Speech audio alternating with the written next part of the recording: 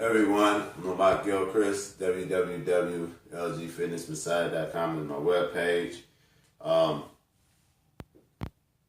get some pretty interesting questions asked, and so I'm going to try to answer some of the questions, and then I'm going to address an issue that some people have, and give my intake on today's nutrition and food thing.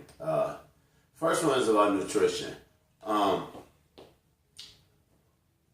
There's a misconception or a lack of knowledge or a lack of understanding about how to get into shape, how to eat, how to diet, and how you should structure your eating program. Now, I'm going to put it out there and say that if you stop eating, you'll lose weight.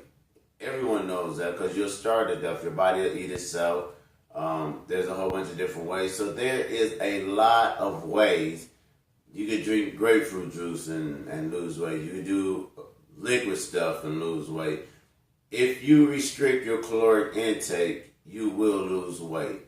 You will be miserable. Your body will fight against itself and figure out a way how to survive for the most part until it starts getting macro and micronutrition back in. Now, in doing this, there is some extreme cases where people have to do this, and that is the only way. So you have to understand losing weight or getting into shape or losing body fat or whatever it is you're doing isn't just a one-step process. It is a mental, it is a physical, it is a spiritual, it is a tedious process. And that's why people seem to seesaw so up and down and get so crazy and out of control. So from Advocare to Lean Cuisine to Herbalife, to these things have principles inside them that help things work. It's not necessarily all the time the product, it's the principles. Once you understand the principles of what's going on inside the body, how the body reacts, how the metabolism works, then you can manipulate the body in different ways every different day. I don't eat the same, but I do eat the same every day. But depending on my workout load, depending on what I'm trying to do, depending on if I'm trying to replenish glycogen storage for the next day and stuff like that, I eat to be efficient. I don't expect everyone to eat like me because I'm a scientist with my body and with my clients, and I've been doing this for 20 years, 15, 20 years. But I'm going to give you a real easy rule to understand why this is like this. Your body, everyone's body, is always trying to get into a harmonious state. I know I always say this, but that's very true. Your body is trying to get into the serenity state. That's why it's always trying to balance itself out, equalize itself out, so that is at its most efficient state. In that process, lies the difficulty of your body. So let's say that you're overeating a lot, and let's say you're taking in carbohydrates, sugars, and stuff like that. So in order to try to alleviate that stuff, the body has to create insulin. It has to metabolize it, got to try to burn it, got to try to get rid of it, store it, or whatever else. Okay. Now let's say that you spaced that out and it was sporadic. Now, in a period of time, we didn't all can pull up to a McDonald's or pull up to a Burger King and buy food. We used to have to catch our food. We used to have to go search for our food. We used to have to go look for our food. We used to have to go gather our food or hunt for our food. Hunters, gatherers. Before we had agricultural situations. Our body remembers that. Even though you wasn't around, your body was around in some capacity, or your Homo sapien person was around in some capacity, and your ancestors was around, or you wouldn't be here. So your body has evolved and has a mechanism built in for that in case it feels like it's starving, how to store body fat, how to protect itself, how to get in a harmonious state when it is starving. So that is what a lot of people do by sporadically eating. They make their body feel that it is starving. Your body will not look away. It will protect itself so it gets into a harmonious state when it's starving. Okay, now let's say that you eat a lot of calories. Okay, and your body can't get rid of it and everything else like that. Let's say that you're a glutton or whatever it is that they, someone that eats a lot or whatever, how you want to define yourself. But let's say that you do that continuously over and over and you don't really care about the quality of foods or everything else like that. Now your body has to find a way to do something with all this caloric intake. So it'll try to burn it, it'll, put out waste, it'll send hormones and stuff to your body to say you're not hungry, stop doing this and everything else, and then it will expand. That is another way to expand. So you can expand by eating a lot at a time, not really big caloric intake, but spacing it out because it thinks that it's starving. Or you can expand by eating a lot consumption, not good foods, not really taking, listening to what your body is saying, comfort eating, stuff like that. You can expand. So in both ways, you can expand. Not taking in a lot of food, eating certain foods and spiking hormone spike. And in another area, taking in a lot of food, you can expand. So it's not always about caloric intake, and it's not always about calories. So let's say that you solve the consistency problem. So let's say that you spaced out your meals and you started eating more consistent. Now you are more efficient. Your body really doesn't have need to really store stuff, no matter if it's good or bad, because there's really no such thing as bad. But now you have to get over the hump of timing of what you want your body to produce to look a particular way.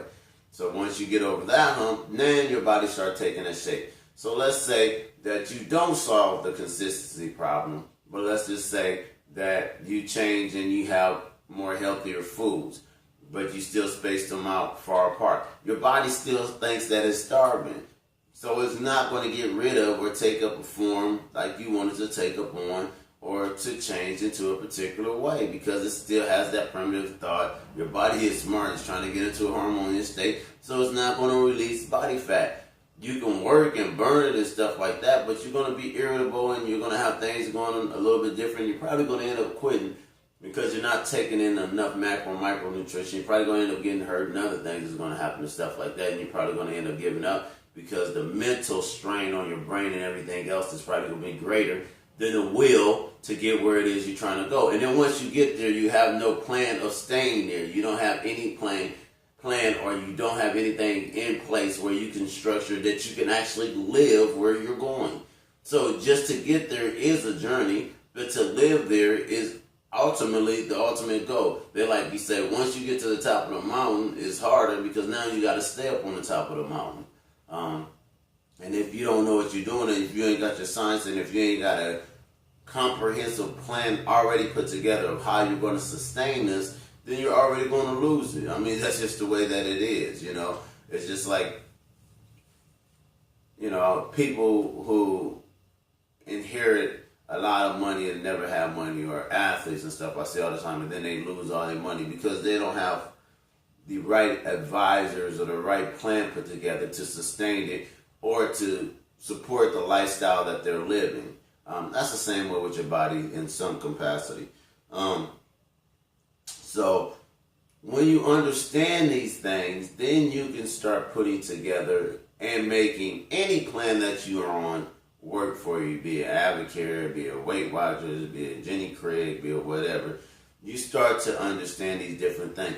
Then you can also get into portion control, portion size, calorie in, calorie out, different foods, what kind of spice, how they are manufactured. Do they have hormones in them? Do they have steroids? Are they organic? Are they whatever? Which brings me to my second subject. On the body mass index thing, and on the thing, and some other people that I talk to, they talk about who can be natural and who can't be natural, and other things and stuff like that. Let's get this very clear.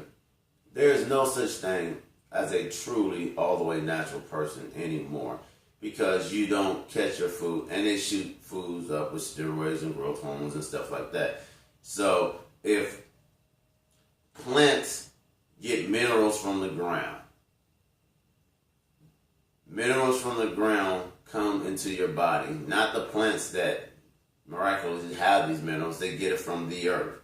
So if things that is being put into the earth and put into the foods it's coming into your body and you're being able to utilize it. So is growth hormone, so is steroids, so is genetic splicing. Whatever it is that people are doing when they're making these food, you're getting the byproduct of this. This is why people are being bigger, stronger, faster. This is why people are growing bigger and stuff like that.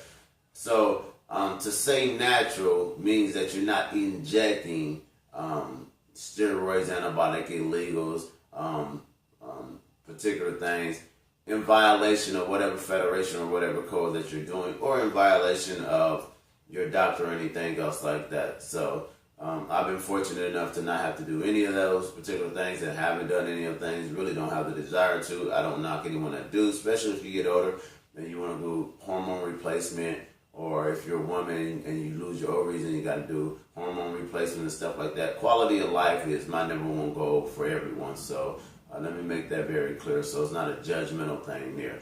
But just to clarify what natural is and lifetime natural and everything else like that is. But remember, I know it sounds like I just rambled for a long time because I really don't really remember what I was saying, but I do. You have to have a comprehensive plan of whatever you're doing. So timing is one element that affects weight. Calories affect weight. Energy output affect weight. Quality of food affect weight. You know what I'm saying? Planning for your situation affect weight. Mental capacity affect weight. There are so many different elements and different things that affect weight that really each meal plan should be structured for a person. After they go through a reset process and do everything, each meal plan should be structured for a person on what it is that they're trying to achieve truly. If you're going to make true sustainable gains or transformation, and then have a contingency plan of how to keep those gains or that transformation. I hope this helped. My name is Lamont Gilchrist. www.lgfitnessmessiah.com is my webpage. Eat or don't eat, to eat or not to eat, that is the question. Either way, you're going to have to figure it out and figure what it is that you're taking into your body to help yourself sustain your goals. Thank you.